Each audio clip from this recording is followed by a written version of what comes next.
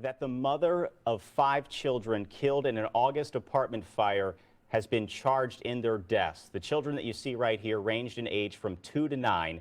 Sabrina Dunnigan is now charged with 5 counts of endangering the children's lives and health. We are gathering more information right now. We're going to have that at 10 o'clock for you and on your KMOV News app.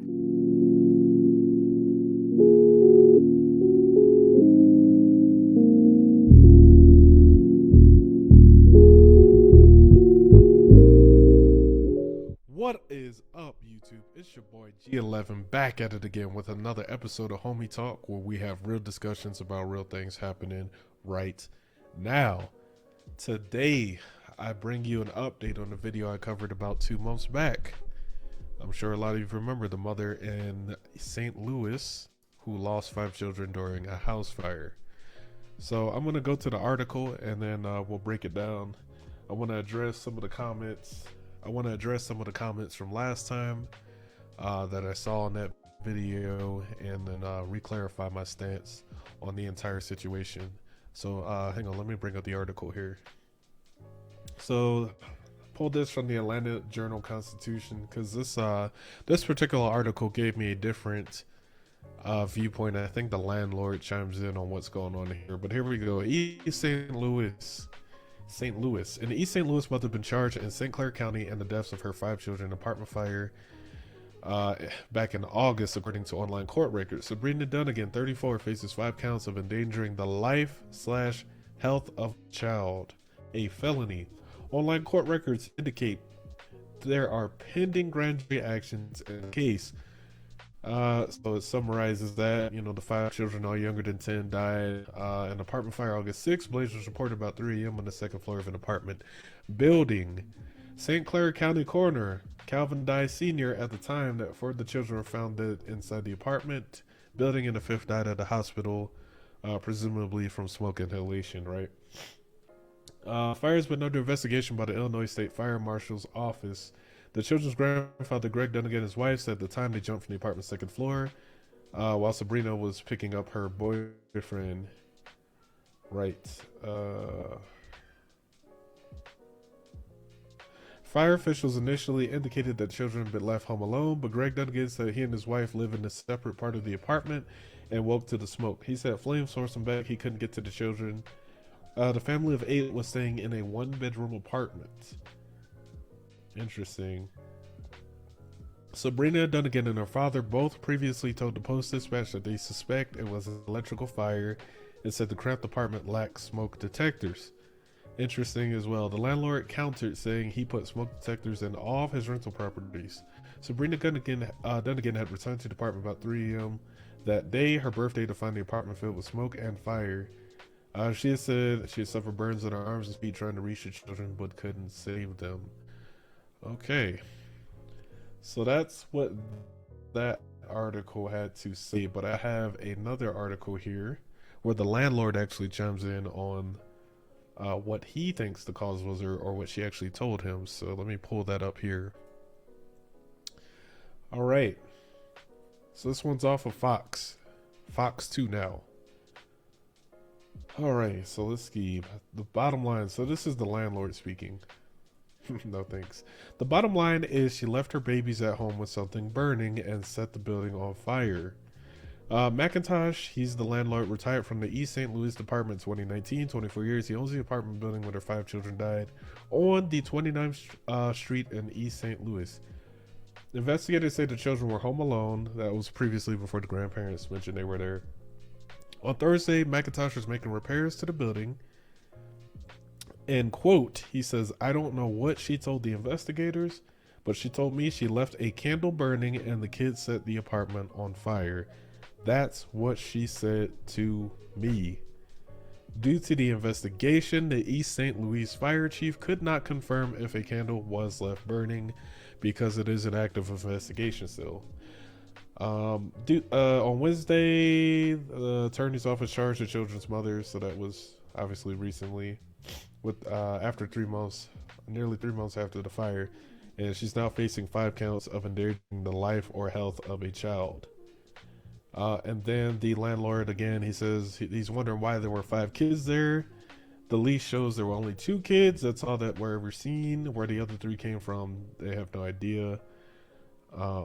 And he said they had actually survived another fire at one of his other properties in 2019. Oh, this is interesting. When COVID hit, we had no choice but to put them there. On that day of the fire, everyone assumed there was no smoke detectors and the building was in disarray. That was not the case. My heart goes out to those kids. We got kids and grandkids, but yes, we are hurting.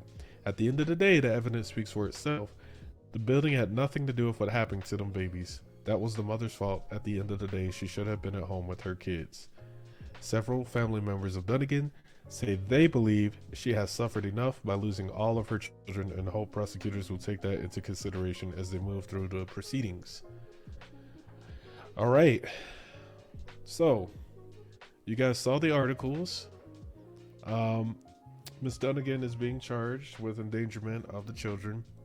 And allegedly, I mean, this is just from the landlord, but allegedly she left a candle burning and exited at 3 a.m. to go pick up the boyfriend. I don't know if you guys remember last time I was saying I hope there's nothing nefarious at play. I still don't think she purposely set fire to that house to kill the children. I believe it was a mistake. You know, if she left a candle burning, I mean, that's pretty bad around children under 10 years old. That's dangerous. Even if you leave grandparents, but at the end of the day, I still think she had no business leaving the apartment at 3 a.m. And I will still restate that. Why was she not married and had 5 children, right? That's just not a good situation for the children, man. And I'm going to pull some statistics and things to show you why I say that. Because a lot of you out there is reading the comments from last time. I'm pretty sure, I feel like there were a lot of single mothers really, looking at that video. A lot of you guys were like, why don't shame her for not being married and this and that and the other. Okay, fine. She doesn't have to be married. At least be cohabitating with the child's father. At least be in a relationship, right? At least that, but that wasn't even the case. She was living with the 5 children and her grandparents in a 1-bedroom apartment. That sounds like poverty to me. You know what I'm saying? And honestly, I do think she was a product of her environment. But at some point, as adults, we have to start thinking critically and making better decisions about our lives. And when you start bringing children into the equation, you gotta start thinking about the children, right? So I'm gonna pull this up here. Give me a second. I'm pulling some single mother statistics. It looks like this was last updated as of May 2021, even though the statistics are going to show 2020. I want to shed some light on some of this for y'all so you can understand my point. Here we go. That's not it. Give me a second here. Let's go back. Okay. Let's change that. Stop sharing.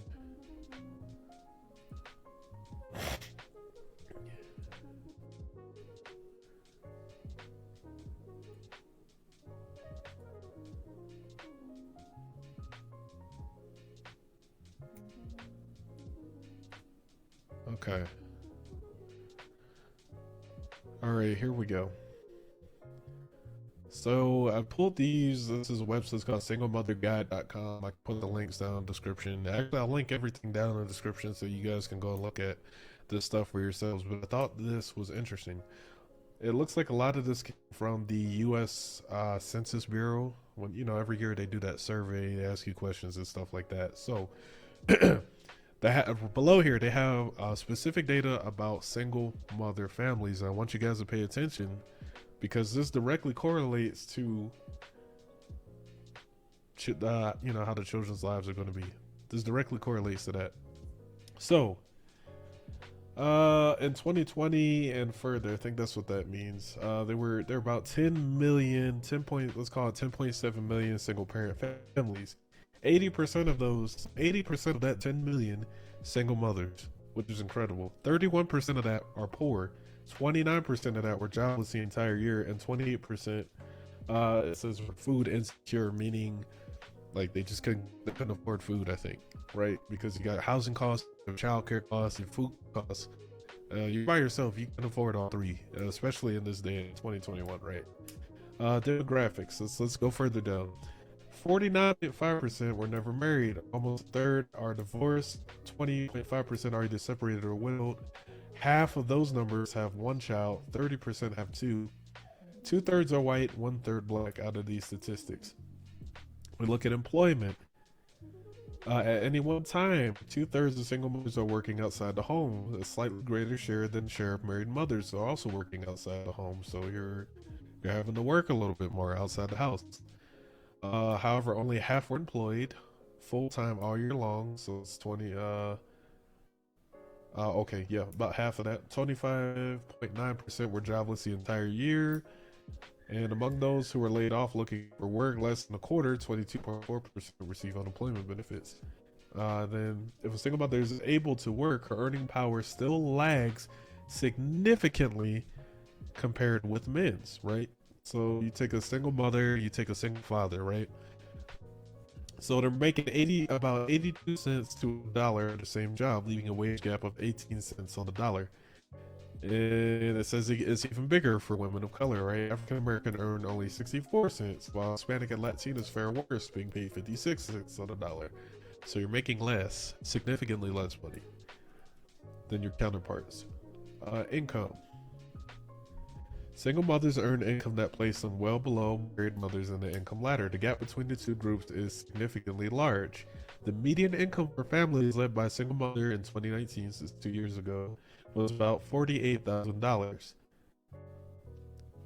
$48,000, and that's the average. I'm assuming that's like on the higher end, probably full-time work. Well below the $102,308 median for married couples. And that just makes sense, right? A married couple, if you have two people working, you're going to bring more money. That's just what it is. Out of more than 10 million low-income working families, the children, 39% were headed by single working mothers, or about 4.1 million, and the proportion is much higher among African Americans. Now, this is where it gets interesting, right? 65%. So 65% of low-income working families with children, 39% headed by single mothers, or about 4.1 million, and 65% African Americans at 65%, compared with whites at 36%. Only one-third of single mothers receive any child support. The average amount was only about 86 a month, which is nothing. I mean, how are you going to get money out of someone who doesn't have money, right? It could be you're dealing with people who don't, dealing with dudes that might be low-value dudes, right? They can't afford high child support payments. It talks about poverty. 35% of black families are poor. 43% of native families are poor. 26% of white families are poor. When we know this, it doesn't take rocket science to see this. Like we literally can just look around and it's happening here. It breaks it down by ethnicity here too. 2 and 5. 35% of black female-headed families live in poverty. 34%. Hispanic, 26% white, and 22% Asian. So we have like the highest poor rates, right? Highest poor rates out of all the other ethnicities. Let's see, among all other ethnic groups, Native Americans, female-headed families with children had the highest. Actually, so Native Americans actually had the highest, but we're second place to that. It talks about hardships, but we talk about that food insecurity, right? Not being able to afford food. Welfare and food recipients, healthcare. The list goes on, people. You understand what I'm saying, right? Essentially, a single mother is going to have a significantly harder time trying to sustain herself and the children and the household with just her and the kids in the picture.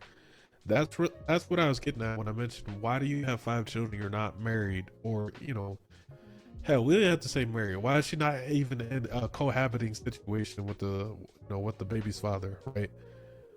Because you guys don't like the married word for some reason. I think I'm going to do a separate video on on marriage You guys really, for whatever reason, I feel like you guys really just don't like the topic of marriage. So guess what? I'm gonna do it. But has a significantly harder time. She probably had the grandparents living with her to help, offset childcare expenses. And then she probably worked. I'm assuming she worked full time too. And whoever she was dating at the time, the boyfriend had his job, but still living in a 1 bedroom with 5 children. I want to show you guys, since I'm pulling statistics today, some benefits of a 2-parent household, right? So you guys can understand that as well. Give me a second.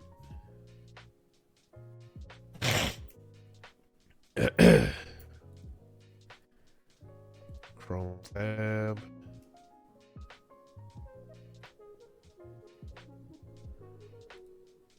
Okay.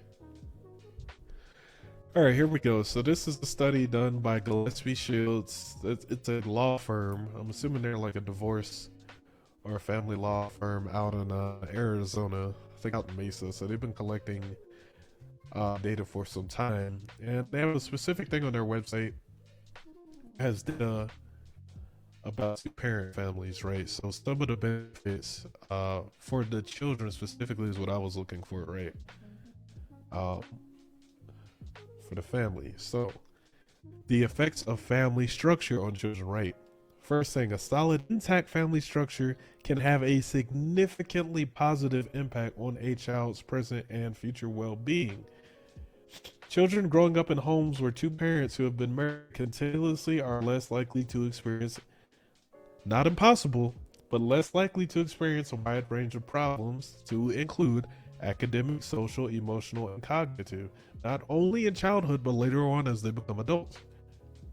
In 2-parent families, for example, children have access to more of the economic and community resources because parents are able to pull their time, money, and energy and focus on the children. If you're a single parent, you don't have time. You're working so you can keep your roof over your head. You don't have time. Okay? Let's go down further.